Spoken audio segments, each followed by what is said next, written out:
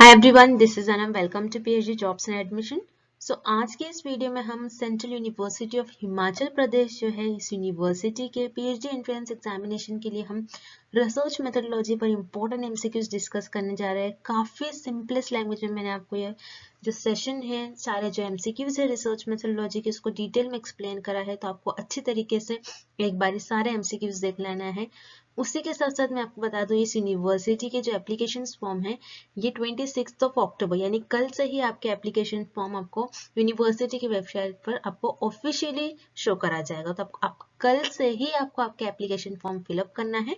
और आपके जो सेंट्रल यूनिवर्सिटी ऑफ हिमाचल प्रदेश यानी इस यूनिवर्सिटी का जो पीएचडी एंट्रेंस एग्जामिनेशन है, ये आपका है 20 नवंबर। ठीक है, यानी आपके पास 20 to 25 डेज अभी भी रिमेनिंग है प्रिपरेशंस के लिए। तो आपको जल्द से जल्द हमारा जो कोर्स है उसको परचेज करके आपकी स्टडी को आपको स्टार्ट करना है। तो देखते हैं हमारा जो कोर्स है उसके बारे में। तो जैसे कि आपको पता है, इस यूनिवर्सिटी में पीएचडी एंट्रेंस एग्जामिनेशन जो होता है आपका, ये रिसर्च मेथोडोलॉजी पर बेस्ड होता है। आपका पेपर 1 और सेक्शन ए जो होता है आपका रिसर्च मेथोडोलॉजी पर बेस्ड होता है, जिसमें आपको 50 एमसीक्यूज पूछा जाता है फॉर 50 मार्क्स। याद रखिएगा, नेगेटिव मार्किंग नहीं है। 50 एमसीक्यूज पूछा जाएगा आपको रिसर्च मेथोडोलॉजी पर। और एग्जामिनेशन को भी क्वालिफाई करने के लिए आपको मिनिमम 50 मार्क्स स्कोर करना ही है। तो मैं आपको बता दूं कि यहाँ पर हम आपको रिसर्च मेथोडोलॉजी पर कंप्लीट कोर्स आपको प्रॉपरली हम गाइड करते हैं। टाइम टू टाइम हम आपको इतना प्रिपेयर करवा देते हैं हमारे इस कोर्स में कि आप एटलीस्ट आप पासिंग मार्क्स तक मार्क्स स्कोर कर सको। ठीक है, तो यहाँ पर हमारे कोर्स में हम आपको पासिंग मार्क्स तक मार्क्स स्कोर करने की गारंटी देते हैं। तो आपको याद रखना है, हमारे कोर्स में हम आपको सारी चीजें प्रोवाइड करते हैं। वीडियो लेक्चर्स जो कि थ्योरी और एमसीक्यूज दोनों वीडियो लेक्चर्स होते हैं। देन मॉक टेस्ट हम आपको प्रोवाइड कर रहे हैं, नोट्स और रिवीजन पीडीएफ, और ये सारा जो कंटेंट है आपको बायलिंगुअल लैंग्वेज, हिंदी इंग्लिश दोनों लैंग्वेज में देखने मिलता है। तो जैसे कि मैंने आपको कहा, पासिंग की गारंटी यानी आपको एग्जामिनेशन में पास करने की गारंटी हमारी होती है। हमारी टीम जो होती है, एक जो एक्सपर्ट्स होते हैं, पीएचडी स्कॉलर्स है, वो आपको हमारे कोर्स को और जो कोर्स के थ्रू है आपकी प्रिपरेशंस करने में काफी मदद करेंगे। और आपको पासिंग मार्क्स तक आप पास हो जाओ, इतना आपको गारंटी यहाँ पर हम प्रोवाइड करते हैं। तो काफी कम फी है। कोर्स को परचेस करने के लिए स्क्रीन पर जो आपको नंबर नजर आ रहा है, उस पर व्हाट्सएप के थ्रू आपको कांटेक्ट करना है, या फिर आप हमारे ऐप के थ्रू भी स्टडी मटेरियल को एक्सेस कर सकते हो। ऐप का लोगो हमारा कुछ इस तरीके से दिखता है। इस ऐप के थ्रू ही आपको स्टडी मटेरियल को एक्सेस करना है। तो चलिए, आई होप कि आपको हमारा जो कोर्स है उसके बारे में आपको अच्छी तरीके से समझ में आ गया हो। तब भी आपको कोर्स से रिलेटेड जो भी डाउट्स है, आप हमें इस नंबर पर कांटेक्ट कर व्हाट्सएप पे आप हमें पूछ सकते हो। तो ज्यादा टाइम वेस्ट नहीं करते हुए आज के इस सेशन को हम स्टार्ट करते हैं। So let's begin with the MCQs. First question, list of the resources which are used by the researcher during the research work. इस क्वेश्चन में हमें फाइंड आउट करना है ऐसा कौन सा ऑप्शन है जिसे हम लिस्ट ऑफ रिसोर्सेज कहते हैं, जो रिसर्चर अपने रिसर्च वर्क के ड्यूरिंग यूज करते हैं। तो उसे हम कहते हैं बिब्लियोग्राफी। अब बिब्लियोग्राफी क्या होता है, जिसे हम लिस्ट ऑफ रेफरेंस भी कहते हैं। अब रेफरेंस क्या होता है, रिसर्चर अपने रिसर्च वर्क के ड्यूरिंग किसी और रिसर्चर की इंफॉर्मेशन और कंटेंट अगर यूज करते हैं, तो उनका नेम प्रॉपर, उस ऑथर का, उस रिसर्चर का नेम प्रॉपर मेंशन करते हैं, उसे हम कहते हैं रेफरेंस। सो बिब्लियोग्राफी क्या होता है, लिस्ट ऑफ रेफरेंस। एक से ज्यादा अगर रेफरेंस है उसे हम कहते हैं bibliography. So list of resources जहां से रिसर्चर इंफॉर्मेशन और किसी और रिसर्चर की इंफॉर्मेशन कंटेंट यूज करते हैं, तो उनका नेम प्रॉपर मेंशन करते हैं। सो बिब्लियोग्राफी को लिस्ट ऑफ रेफरेंस भी कहते हैं। दैट्स व्हाई पर आपका ऑप्शन सी करेक्ट हो जाएगा। Then option A appendix.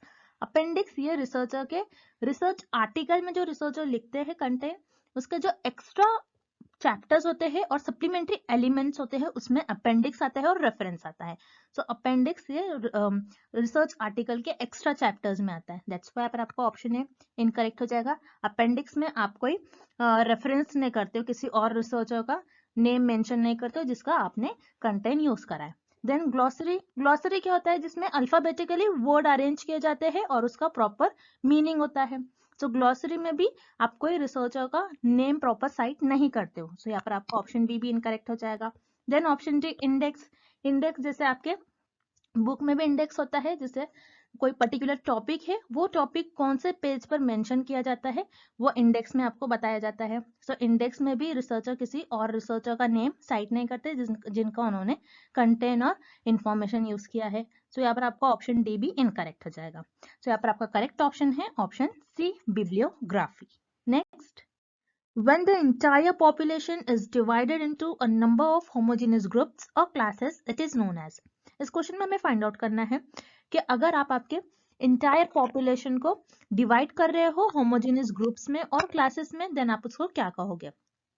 So remember, अब आपकी जो इंटायर पॉपुलेशन है उसको आप होमोजेनियस ग्रुप में जनरली आप स्ट्रैटिफाइड रैंडम सैम्पलिंग में डिवाइड करते हो। अब जैसा स्ट्रैटिफाइड रैंडम सैम्पलिंग में आप क्या करते हो, आपकी जो पॉपुलेशन होती है वो हेट्रोजेनियस होती है। अब मान लो ये आपकी जो पॉपुलेशन है ये हेट्रोजेनियस पॉपुलेशन है। हेट्रोजेनियस पॉपुलेशन को आप होमोजेनियस ग्रुप्स में डिवाइड करते हो। आप आपकी जो पॉपुलेशन है वो हेट्रोजेनियस है, जिसमें मेल है, फीमेल है, चिल्ड्रन है, सारे एज ग्रुप के लोग हैं। तो आपने क्या करा, उनको होमोजेनियस ग्रुप में डिवाइड कर लिया। एक तरफ मेल हो गए, एक तरफ फीमेल हो गए, एक तरफ चिल्ड्रन हो गए। तो आपने यहाँ पर आपके जो हेट्रोजेनियस पॉपुलेशन है उसको होमोजेनियस ग्रुप्स में डिवाइड कर लिया। अब ये जो एक एक ग्रुप है इनको हम कहते हैं स्ट्रेटा। अगर आप आपकी इंटायर पॉपुलेशन है उसको होमोजेनियस ग्रुप्स में डिवाइड कर ले रहे हो तो इस ग्रुप को और इस क्लास को आप कहते हो स्ट्रेटा। दैट्स व्हाई पर आपका ऑप्शन ए करेक्ट हो जाएगा। देन ऑप्शन बी क्या है, सैंपल। सैंपल क्या होगा, जिससे आपको इंफॉर्मेशन मिल रही है उसको आप सैंपल कहोगे। इंटायर पॉपुलेशन को अगर आप होमोजेनियस ग्रुप्स में डिवाइड कर लेते हो तो उसको सैंपल नहीं कहोगे। दैट्स व्हाई पर आपका ऑप्शन बी इनकरेक्ट हो जाएगा। Then option C, universe. Universe क्या होते हैं, आपकी पूरी इंटायर पॉपुलेशन को आप कहते हो यूनिवर्स। दैट्स व्हाई पर आपका ऑप्शन सी भी इनकरेक्ट हो जाएगा। So here correct option is option A, strata. अगर आपकी जो पूरी पॉपुलेशन है उसको आप होमोजेनियस ग्रुप्स में डिवाइड करते हो देन उस एक एक ग्रुप को आप कहते हो स्ट्रेटा। सो यहाँ पर आपका ऑप्शन ए करेक्ट हो जाएगा। Next, dash is a measure that refers to the extent of symmetry or asymmetry in a distribution। इस क्वेश्चन में हमें फाइंड आउट करना है ऐसा कौन सा टूल होता है जिसमें आप सिमेट्री और असिमेट्री डिस्ट्रीब्यूशन को मेजर करने के लिए आप यूज करते हो। सो वो टूल होता है आपका स्क्यूनेस टूल। अब स्क्यूनेस टूल क्या होता है, जिसमें आप आपके जो डिस्ट्रीब्यूशन है उसमें सिमेट्री और असिमेट्री को मेजर करते हो। जैसे आपको इस फिगर में देखना है, अगर आपका डिस्ट्रीब्यूशन सिमेट्रिक है, मतलब कुछ इस तरीके का आपका डायग्राम दिखेगा। सिमेट्रिक मतलब अगर आपका जो डिस्ट्रीब्यूशन है आपका, मान लो अपने कोई पॉपुलेशन पर आप स्टडी कर रहे हो और उस पॉपुलेशन की इंफॉर्मेशन कुछ इस तरीके से स्प्रेडेड है, तो उससे आप कहोगे कि आपका जो डिस्ट्रीब्यूशन है वो सिमेट्री है। मतलब अगर आप इसको बीच से कट करते हो तो आपका जो लेफ्ट साइड में जितना आपको दिखता है इमेज और राइट साइड में दिखता है, ये दोनों आपकी मिरर इमेज होंगी, दोनों साइड भी आपको एक जैसे ही इमेज दिखेगी। उसे आप कहते हो सिमेट्रिकल डिस्ट्रीब्यूशन। सो सिमेट्रिकल डिस्ट्रीब्यूशन ये आप स्क्यूनेस से भी मेजर करते हो। और असिमेट्री, मान लो आपका जो डिस्ट्रीब्यूशन है लेफ्ट साइड में अगर टिल्टेड है तो इसके लिए भी आप स्क्यूनेस का यूज करोगे, स्क्यूनेस टूल का यूज करोगे, जिसे आप कहते हो पॉजिटिव स्क्यू। अगर आपका जो ग्राफ है, आपका जो डिस्ट्रीब्यूशन है ये राइट साइड में टिल्टेड है, जिसे आप कहते हो नेगेटिव स्क्यू। सो इसको मेजर करने के लिए आप स्क्यूनेस का यूज करोगे, स्क्यूनेस टूल का यूज करोगे। और इससे आप क्या होते हो, ये जो आपका डिस्ट्रीब्यूशन है ये नेगेटिव डिस्ट्रीब्यूशन है जो कि राइट साइड पर टिल्टेड होता है। तो यहाँ पर आपका करेक्ट ऑप्शन हो जाएगा ऑप्शन डी, स्क्यूनेस। अगर आपका डिस्ट्रीब्यूशन सिमेट्रिक है और असिमेट्रिक है तो आपका डिस्ट्रीब्यूशन को मेजर करने के लिए आप स्क्यूनेस टूल का यूज करोगे। Next, analysis of gender of respondents is an example of. इस क्वेश्चन में हमें फाइंड आउट करना है कि आपके जो रिस्पोंडेंट्स हैं उनकी अगर आप जेंडर को एनालाइज कर रहे हो तो ये कौन से एनालिसिस का एग्जांपल होगा। तो आप यहाँ पर क्या कर रहे हो, आपका जो रिस्पोंडेंट्स है उनकी जेंडर को एनालाइज कर रहे हो। तो यहाँ पर आप सिर्फ एक ही वेरिएबल को मेजर कर रहे हो जो कि है जेंडर। जेंडर को ही सिर्फ एनालाइज कर रहे हो। तो आपके पास एक वेरिएबल है। तो अगर आपके पास एक वेरिएबल है और एक वेरिएबल को अगर आप एनालाइज करते हो तो आपका आ जाएगा यूनिवेरिएट एनालिसिस में। यूनि का मतलब होता है एक, जैसे जेंडर है यहाँ पर ओके, और ये सिर्फ एक ही वेरिएबल है तो ये आपका हो जाएगा यूनिवेरिएट एनालिसिस का एग्जांपल। अब बाइवेरिएट एनालिसिस क्या होता है, जिसमें दो वेरिएबल है। अब मान लो आप जेंडर के साथ साथ रिस्पोंडेंट्स की हाइट भी मेजर कर रहे हो, सो यहाँ पर दो वेरिएबल हो जाएंगे। सो इस केस में आप बाईवेरिएट एनालिसिस का यूज करोगे। अब मल्टीवेरिएट क्या होता है, जिसमें आप 2 से ज्यादा वेरिएबल्स पर एनालाइज करते हो, तो आप मल्टीवेरिएट एनालिसिस का यूज करेंगे। अब जैसे मल्टीवेरिएट एनालिसिस में आपको एनालाइज करना है रिस्पोंडेंट का जेंडर, उनकी हाइट और उनका वेट। तो इस केस में आपके पास 3 वेरिएबल है। तो अगर 2 से ज्यादा वेरिएबल्स होंगे तो आप मल्टीवेरिएट एनालिसिस का यूज करोगे। तो जैसे कि इस क्वेश्चन में आपके पास सिर्फ एक ही वेरिएबल है जो कि है जेंडर, तो जेंडर इस वेरिएबल को एनालाइज करने के लिए आप यूनिवेरिएट एनालिसिस का यूज करोगे। दैट्स व्हाई आपका करेक्ट ऑप्शन हो जाएगा option A, univariate analysis. Next question, The sampling interval k is determined by the equation। इस क्वेश्चन में हमें फाइंड आउट करना है सैम्पलिंग इंटरवल, जिसको आप k से रिप्रेजेंट करते हैं, इसको आप किस इक्वेशन से डिटरमाइन करोगे। अब सैम्पलिंग इंटरवल होता क्या है आपको पहले ये पता होना चाहिए। सैम्पलिंग इंटरवल्स मतलब आप सैंपल्स को कितने इंटरवल्स पर कलेक्ट कर रहे हो। तो सैम्पलिंग इंटरवल्स आप जनरली सिस्टमैटिक सैम्पलिंग में यूज करते हो। अब सिस्टमैटिक सैम्पलिंग में आप किस तरीके से सैम्पलिंग इंटरवल करते हो। अब मान लो जैसे आपकी जो पॉपुलेशन है वो 100 है। अब आपकी जो पॉपुलेशन है पूरी 100 पॉपुलेशन है, तो आप 100 के 100 पॉपुलेशन पर रिसर्च परफॉर्म नहीं कर सकते, बिकॉज ये बहुत टाइम टेकन प्रोसेस हो जाएगा। तो 100 पॉपुलेशन है और आपको चाहिए जो मेरा सैंपल होगा वो सैंपल में सिर्फ 10 लोगों पर रिसर्च परफॉर्म करूंगा। तो आप क्या करोगे इस केस में, आप कुछ इंटरवल्स पर, आपके पास पॉपुलेशन है और उस पॉपुलेशन में से आप कुछ इंटरवल्स पर सैंपल सेलेक्ट करोगे। तो इस केस में आपका जो सैम्पलिंग इंटरवल है जिसको आप के से रिप्रेजेंट करते हो, तो ये आपका हो जाएगा capital N divided by N. Capital N जिसको आप पॉपुलेशन कहते हो, आपकी पॉपुलेशन मान लो इस केस में 100 है और सैंपल आपको 10 चाहिए, तो यहाँ पर आपकी जो के की वैल्यू आ जाएगी वो हो जाएगी के, सैम्पलिंग इंटरवल हो जाएगा आपका के। सो के की वैल्यू 10 आ रही है, मतलब अगर आपकी जो पॉपुलेशन है वो टोटल 100 है, तो अगर आप पॉपुलेशन में से पहले पर्सन को सिलेक्ट करते हो तो आप 10 के गैप पर, आप 10 के गैप पर आप क्या करोगे, 10 का गैप लोगे और देन 11th वाले पर्सन को सिलेक्ट कर लोगे। देन 11 वाले पर्सन को सिलेक्ट करने के बाद अगेन आप 10 का गैप लेकर 21st नंबर वाले पर्सन को सिलेक्ट कर लोगे। ऐसे ही आप 10 का गैप लेकर 31st वाले पर्सन को सिलेक्ट कर लोगे। सो के जिसको आप सैम्पलिंग इंटरवल कहते हो, उसको उस फॉर्मूले को डिटरमाइन करने के लिए आपको इस इक्वेशन का यूज करना होता है, capital N divided by small N. Capital N आपके पॉपुलेशन होंगी, कितनी टोटल इंटायर पॉपुलेशन है, डिवाइडेड बाय एन कि आपको पॉपुलेशन में से कितना सैंपल चाहिए, तो वो आपको इस फॉर्मूले में पुट करना है। देन सैम्पलिंग इंटरवल की जो वैल्यू आएगी आपको उस इंटरवल से पॉपुलेशन में से सैंपल्स को सेलेक्ट करना होता है। सो यहाँ पर सैम्पलिंग इंटरवल को डिटरमाइन करने के लिए आपको इस इक्वेशन का यूज करना है, k is equals to capital N divided by small N. तो यहाँ पर आपका ऑप्शन डी करेक्ट हो जाएगा। Next, which component of attitude represent an individual's information and knowledge about an object।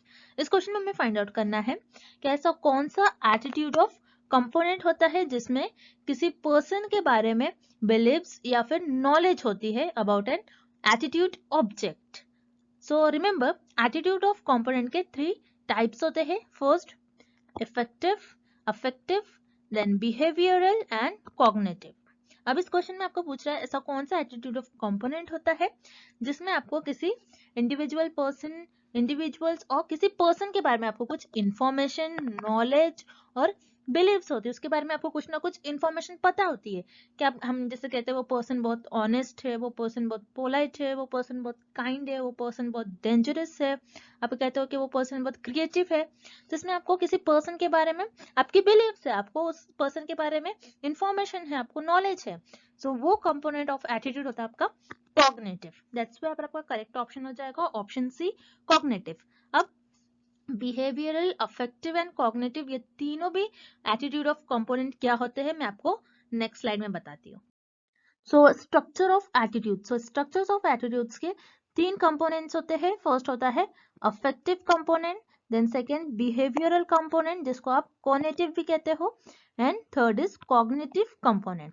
So structure of attitude को हम ABC model of attitudes भी कहते हैं। सो आपको याद रखना है स्ट्रक्चर ऑफ एटीट्यूड्स को एबीसी मॉडल ऑफ एटीट्यूड्स भी कहते हैं, ऐसा भी आपको एग्जाम में क्वेश्चन आ सकता है। अब वन बाय वन हम देखते हैं स्ट्रक्चर ऑफ एटीट्यूड्स के जो 3 कंपोनेंट्स होते हैं वो क्या होते हैं।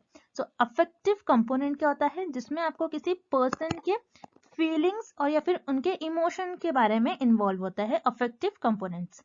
जैसे कोई पर्सन है, उसको स्पाइडर से डर लगता है, जैसे आपको इस एग्जांपल में गिवन है I am scared of spiders. तो अफेक्टिव कंपोनेंट्स क्या होता है, जो किसी पर्सन के फीलिंग्स या फिर इमोशंस को बताता है। Then behavioural component, second behavioural component क्या होता है, जिसमें आप किसी चीज को, किसी फिनोमेना को देख के कैसे एक्ट और बिहेव करते हो। जैसे फॉर एग्जाम्पल, यहाँ पर आपको एग्जाम्पल गिवन है कि I will avoid spiders and scream if I see one, कि अगर मैं स्पाइडर्स को देखूंगी तो मैं उनको अवॉइड करूंगी पहले तो, और अगर मैं उनको देखती हूँ तो मैं चिल्लाना शुरू कर दूंगी और मैं डर जाऊंगी, मैं उनको अवॉइड कर दूंगी, मुझे उनको देखना पसंद नहीं है। सो मेरा ये किसी चीज को देखकर मैं ऐसे एक्ट कर रही हूँ, मैं ऐसे बिहेव कर रही हूँ, तो ये बिहेवियरल कंपोनेंट में आ जाएगा। देन थर्ड कंपोनेंट क्या है, कॉग्निटिव कंपोनेंट। कॉग्निटिव कंपोनेंट क्या होता है, जिसमें आपको किसी पर्सन के बिलीव्स या फिर उनके उस पर्सन के बारे में आपको कुछ ना कुछ नॉलेज होती है, कुछ ना कुछ इंफॉर्मेशन होती है। जैसे फॉर एग्जाम्पल, यहाँ पर एग्जाम्पल आपको गिवन है कि I believe spiders are dangerous. एक बिलीव है मेरी कि स्पाइडर्स जो होते हैं वो डेंजरस होते हैं। जैसे कोई पर्सन है, वो पर्सन क्या है, बहुत ऑनेस्ट है, ये मेरी बिलीव है, मुझे उस पर्सन के बारे में कुछ ना कुछ इंफॉर्मेशन एंड नॉलेज है, तो उसे हम कहते हैं कॉग्निटिव कंपोनेंट। और आपको क्वेश्चन में भी यही पूछा गया था कि कॉग्निटिव कंपोनेंट क्या होता है, जिसमें आपको किसी पर्सन के बारे में कुछ इंफॉर्मेशन, नॉलेज और उस पर्सन के बारे में आपको बिलीव होते हैं कि वो पर्सन ऐसा ही होता है, तो उसे हम कहते हैं कॉग्निटिव कंपोनेंट। और आपको ये भी याद रखना है, स्ट्रक्चर्स ऑफ एटीट्यूड्स को एबीसी मॉडल ऑफ एटीट्यूड्स भी कहते हैं। सो ये रहे आपके 3 components of structures of attitudes. अब हम नेक्स्ट क्वेश्चन देखते हैं। Those entities on which treatments are applied in research are termed as। इस क्वेश्चन में हमें फाइंड आउट करना है कि ऐसा कौन सा एंटिटी होता है इन सारे ऑप्शंस में से जिस पर आप रिसर्च में ट्रीटमेंट अप्लाई करते हो। तो वो एंटिटी होता है आपका टेस्ट यूनिट्स। अब टेस्ट यूनिट्स क्या होता है, सो रिमेंबर टेस्ट यूनिट्स आपके 2 ग्रुप्स में डिवाइडेड होता है। फर्स्ट होता है एक्सपेरिमेंटल ग्रुप, फर्स्ट होता है आपका एक्सपेरिमेंटल ग्रुप एंड सेकेंड होता है आपका कंट्रोल ग्रुप। अब एक्सपेरिमेंटल ग्रुप और कंट्रोल ग्रुप क्या होता है, ये हम एग्जाम्पल के थ्रू समझते हैं। अब मान लो कोई डिसीज है, उस डिसीज के अगेंस्ट मुझे ड्रग डेवलप करना है, तो मैं यहाँ पर टेस्ट परफॉर्म करूंगी, टेस्ट परफॉर्म कर देखूंगी कि वो डिसीज के उस वो ड्रग के उस डिसीज को क्योर कर रही है या फिर नहीं कर रही है। सो मैं टेस्ट यूनिट्स के थ्रू अपने जो सैंपल्स है उनको पहले 2 ग्रुप्स में डिवाइड कर लूंगी। एक होगा मेरा एक्सपेरिमेंटल ग्रुप, जिसमें मैं अपने जो सैंपल्स है उनमें जितने भी मेंबर्स है उनको मैं एक्चुअल जो ड्रग होंगी वो प्रोवाइड करूंगी। और कंट्रोल ग्रुप, जिसमें मैं जो एक्चुअल ड्रग होंगी वो प्रोवाइड नहीं करूंगी सैंपल्स को, बल्कि मैं कोई प्लेसिबो दूंगी या फिर कोई यू कैन से कोई हम जेम्स की गोली देंगे, एक्चुअल ड्रग नहीं देंगे। सो वो होता है आपका कंट्रोल ग्रुप। सो इस टेस्ट यूनिट्स के थ्रू हम किसी भी डिसीज के अगेंस्ट अगर जब हम ड्रग डेवलप करते हैं, तो टेस्ट यूनिट्स के थ्रू हम 2 ग्रुप्स में अपने मेंबर्स, जो पॉपुलेशन है, पॉपुलेशन में से हमने जिस पर सैंपल्स लिया है, जिस पर हम स्टडी परफॉर्म करते हैं, उनको 2 ग्रुप में डिवाइड कर लेते हैं। एक होता है एक्सपेरिमेंटल ग्रुप, जिसको हम एक्चुअल ड्रग प्रोवाइड करते हैं और उसका इफेक्ट देखते हैं क्या हो रहा है पर्सन्स पर, एंड कंट्रोल ग्रुप जिसको आप एक्चुअल ड्रग नहीं दोगे, प्लेसिबो देकर देखोगे कि उन पर क्या इफेक्ट हो रहा है, प्लेसिबो देखेंगे जिसको आप कंट्रोल कर रहे हो, उनका कुछ इफेक्ट नहीं होगा, उसको आप उसको ऑब्जर्व नहीं करोगे, आप बस एक्सपेरिमेंटल ग्रुप को ऑब्जर्व करेंगे जिसको आपने एक्चुअल ड्रग दिया है। तो इस तरीके से आपकी जो एंटिटी होती है जिसको आप टेस्ट यूनिट्स कहते हो, इसको आप रिसर्च में उस पर ट्रीटमेंट्स अप्लाई करते हो। अब वेरिएबल्स पर आप कोई ट्रीटमेंट्स अप्लाई नहीं करते, जिसके वेरिएबल्स जो होते हैं इंडिपेंडेंट और डिपेंडेंट वेरिएबल्स होते हैं। सो इन दोनों का आप इंडिपेंडेंट वेरिएबल का क्या इफेक्ट हो रहा है डिपेंडेंट वेरिएबल पर, ये देखते हो। दैट्स व्हाई पर आपका ऑप्शन ए इनकरेक्ट हो जाएगा। देन ऑप्शन सी इंस्ट्रूमेंट्स पर आप कोई ट्रीटमेंट कैसे परफॉर्म करेंगे, कोई मशीन है उस पर आप कोई ट्रीटमेंट्स परफॉर्म नहीं कर सकते, सो यहाँ पर आपको ऑप्शन सी इनकरेक्ट हो जाएगा। Then option D symbols definitely यहाँ पर सिंबल्स का कोई रोल ही नहीं होगा, तो यहाँ पर आपका ऑप्शन डी भी इनकरेक्ट हो जाएगा। बस आपको कंफ्यूज करने के लिए सारे ऑप्शंस गिवन है। सो यहाँ पर आपका करेक्ट ऑप्शन हो जाएगा टेस्ट यूनिट्स। ऐसी एंटिटी जिस पर आप रिसर्च में ट्रीटमेंट्स अप्लाई करते हो उसको आप कहते हो टेस्ट यूनिट्स। सो यहाँ पर आपका ऑप्शन बी करेक्ट हो जाएगा test units. Next question, The changes in a test units occurring with the passage of time is known as। इस क्वेश्चन में हमें फाइंड आउट करना है कि ऐसा कौन सा ऑप्शन है, ऐसा कौन सा टेस्ट यूनिट है जो टाइम के साथ चेंज होते रहता है। सो वो होगा आपका मैचुरेशन। मैचुरेशन और हिस्ट्री, इंस्ट्रूमेंट, टेस्टिंग, ये सारे जो ऑप्शंस आपको गिवन है ये आपके थ्रेड्स ऑफ इंटरनल वैलिडिटी है। मतलब इंटरनल वैलिडिटी को जो अफेक्ट्स करते हैं, जो आपके जो रिजल्ट आ रहे हैं, जो आपको रिजल्ट है वो आपके वैलिड नहीं होंगे। ये सारे जो ऑप्शन है ये इंटरनल वैलिडिटी को थ्रेट्स करते हैं या फिर अफेक्ट करते हैं। अब इंटरनल वैलिडिटी क्या होती है, जैसे एक्सपेरिमेंटल रिसर्च में आप इंडिपेंडेंट वेरिएबल का अफेक्ट देखते हो डिपेंडेंट वेरिएबल पर क्या हो रहा है। तो आप एक्सपेरिमेंटल रिसर्च में सिर्फ और सिर्फ आप ये देखोगे कि इंडिपेंडेंट वेरिएबल का क्या इफेक्ट हो रहा है डिपेंडेंट वेरिएबल। यहाँ पर आप कोई एक्सट्रेनियस वेरिएबल्स का इफेक्ट नहीं देखोगे, सिर्फ और सिर्फ इंडिपेंडेंट वेरिएबल का जो इफेक्ट हो रहा है डिपेंडेंट वेरिएबल पर आप सिर्फ यही देखोगे, तो उसे हम कहते हैं इंटरनल वैलिडिटी। अब इंटरनल वैलिडिटी को ये सारे ऑप्शंस जो है अफेक्ट करते हैं। अब हिस्ट्री क्या हो सकता है, हिस्ट्री ऐसा इवेंट्स अगर हो जाएगा जो आपके डिपेंडेंट वेरिएबल को अफेक्ट कर गया। ऐसा कोई भी इफेक्ट, ऐसा कोई भी फेनोमेना अगर हो जाएगा जो आपके डिपेंडेंट वेरिएबल को अफेक्ट कर गया। सो ये भी आपके क्या हो जाएगा, थ्रेड्स टू इंटरनल वैलिडिटी। तो हिस्ट्री आपके थ्रेड्स जो आपके इंटरनल वैलिडिटी को अफेक्ट करता है वो हिस्ट्री हो सकता है। मैच्योरेशन अब क्या होता है, मैच्योरेशन एक ऐसा टेस्ट यूनिट होता है, जैसे आप मान लो आपने किसी चिल्ड्रंस पर आपने रिसर्च परफॉर्म किया एंड देन आपकी जो रिसर्च है वो 3 to 4 इयर्स आपकी रिसर्च चले गई। यहाँ पर आपको बहुत टाइम लग गया जिसकी वजह से आपके जो चिल्ड्रंस है वो मैच्योर हो गए। तो ये भी आपकी इंटरनल वैलिडिटी को अफेक्ट करता है। देन इंस्ट्रूमेंट क्या होता है, जैसे आपने कोई चीज आप मेजर कर रहे हो आपके रिसर्च में और वो इंस्ट्रूमेंट जो आपका आप जो यूज कर रहे हो आपको उसने सही रीडिंग नहीं दिया, सही मेजरमेंट नहीं दिया, तो वो भी आपके इंटरनल वैलिडिटी को अफेक्ट करेगा। सो इंस्ट्रूमेंट भी आपके थ्रेड्स टू इंटरनल वैलिडिटी में आता है। देन टेस्टिंग, अगर आप कोई टेस्ट कर रहे हो और टेस्टिंग में कुछ एरर्स आ जाते हैं समटाइम्स, तो ये भी आपके इंटरनल वैलिडिटी को अफेक्ट करता है। सो ऐसा टेस्ट यूनिट जो टाइम के साथ चेंज होता रहता है उसे हम कहते हैं मैच्योरेशन। दैट्स व्हेयर आपका करेक्ट ऑप्शन हो जाएगा option B, maturation. Next, an example of itemised rating scale is. इस क्वेश्चन में हमें फाइंड आउट करना है कि आइटमाइज्ड रेटिंग स्केल का एग्जाम्पल हमें किस ऑप्शन में गिवन है। अब आइटमाइज्ड रेटिंग स्केल क्या होता है, अब मान लो किसी वेबसाइट से आपने कोई प्रोडक्ट परचेस किया है, कोई आइटम परचेस किया है, सो आप उस प्रोडक्ट को कैसी रेटिंग दोगे, किस स्केल्स के थ्रू आप उसको रेटिंग दोगे, ये हमें फाइंड आउट करना है। So remember itemised rating scale का एग्जाम्पल हमें ऑप्शन ए, बी और सी तीनों में गिवन है। सो आइटमाइज्ड रेटिंग स्केल का एग्जांपल होता है Likert scale, semantic differential scale and Stapel scale. So ये तीनों भी आपके आइटमाइज्ड रेटिंग स्केल के एग्जांपल हो जाएंगे। दैट्स व्हाई आपका करेक्ट ऑप्शन है option D, all of the above. अब ये तीनों भी स्केल क्या होते हैं, Likert, semantic differential and Stapel scale, हम ये नेक्स्ट स्लाइड में डिस्कस करते हैं। तो आपका आइटमाइज्ड रेटिंग स्केल के एग्जांपल होता है Likert scale, semantic scale and third is Stapel scale. अब वन बाय वन हम देखते हैं ये स्केल्स होते क्या है। सो लाइकट स्केल ये स्केल आपकी 5 पॉइंट रेटिंग स्केल होती है कि आपको 5 पॉइंट गिवन रहते हैं और उसमें आपको उस प्रोडक्ट को रेट करना होता है। जैसे मैंने कोई प्रोडक्ट परचेस किया है, अब मुझे देखना है कि मैंने जो प्रोडक्ट परचेस किया है उससे मैं क्या हूँ, कि मैं न्यूट्रल हूँ, मैं सेटिस्फाई हूँ, क्या मैं वेरी सेटिस्फाई हूँ। तो मैं वेरी सेटिस्फाई हूँ तो मैं यहाँ पर टिक कर दूंगी। जैसे आप यहाँ पर देख रहे हो मुझे 5 ऑप्शंस गिवन है, first, second, third, fourth and fifth, इसलिए लाइकट स्केल को बोलते हैं 5 पॉइंट स्केल। देन मैं देखूंगी उसकी सर्विस कैसी थी, उस कंपनी की सर्विस कैसी थी, तो मैं सेटिस्फाइड थी, बहुत ज्यादा सेटिस्फाइड नहीं थी, मैं बस सेटिस्फाइड थी। देन ओवरऑल कंपनी, मुझे वो ओवरऑल कंपनी कैसी लगी, तो कंपनी ओवरऑल तो बहुत अच्छी थी, इसलिए मैंने उसको वेरी सेटिस्फाइड इस पर टिक कर दिया। सो लाइकट स्केल क्या होती है, आपने मान लो किसी वेबसाइट से आपने कोई प्रोडक्ट परचेस किया है, तो आपको उस प्रोडक्ट पर आपको रेट करना होता है और आपको 5 पॉइंट्स गिवन होते हैं, इसलिए लाइकट स्केल को हम कहते हैं 5 point rating scale. Then second होता है आपका सिमेंटिक स्केल।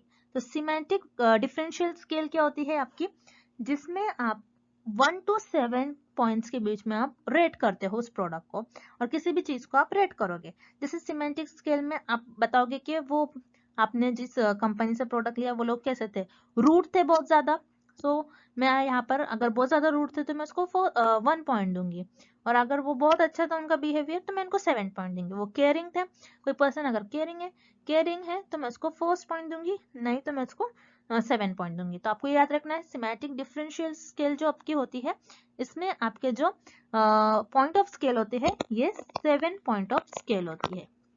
ये हो गया आपका semantic differential scale. Then third होता है आपका स्टेपल स्केल। स्टेपल स्केल क्या होता है, जिसमें आप जो रेटिंग देते हैं आपके 10 पॉइंट ऑफ रेटिंग स्केल होती है। ओके, जिसमें आप ये बताते हो कि -5 से +5 के बीच में आपकी जो रेटिंग स्केल होती है उसे हम कहते हैं स्टेपल स्केल। अब कोई प्रोडक्ट कितना चीप है, अगर बहुत ज्यादा चीप है तो मैं इसको -5 पॉइंट दूंगी, नहीं तो मैं इसको +5। अगर कोई प्रोडक्ट है, उस प्रोडक्ट की क्वालिटी कैसी है, अगर बहुत अच्छी क्वालिटी है, मैं बहुत ज्यादा एग्री कर रही हूँ, मैं +5 उसको पॉइंट दूंगी, अगर नहीं तो मैं उसको -5 पॉइंट दूंगी। तो ये होता है आपका स्टेपल स्केल। बस आपको इन स्केल में याद रखना है कि वो कितने पॉइंट्स होते हैं उसमें। लाइकट स्केल आपकी 5 पॉइंट ऑफ स्केल होती है, सिमेंटिक डिफरेंशियल स्केल आपकी 7 पॉइंट होती है, 7 पॉइंट स्केल होती है। स्टेपल स्केल जो होती है आपकी वो 10 पॉइंट रेटिंग स्केल होती है। सो ये तीनों भी होते हैं आपके examples of itemised rating scale. Next, population variable is called. इस क्वेश्चन में हमें फाइंड आउट करना है कि पॉपुलेशन के जो वेरिएबल होते हैं उसे हम क्या कहते हैं। अब पॉपुलेशन के वेरिएबल क्या हो सकते हैं, जैसे मान लो आप किसी पॉपुलेशन पर स्टडी कर रहे हो और उनके वेरिएबल्स पर स्टडी कर रहे हो, किसी पॉपुलेशन के वेरिएबल्स पर। वेरिएबल्स मीन्स जो हर बार वेरी होते रहते हैं, जो हर टाइम चेंज होते रहते हैं, उन्हें हम कहते हैं वेरिएबल। अब मान लो आप किसी पॉपुलेशन है, उस पॉपुलेशन की आप एज मेजर कर रहे हो, उनकी हाइट मेजर कर रहे हो, उनका वेट मेजर कर रहे हो।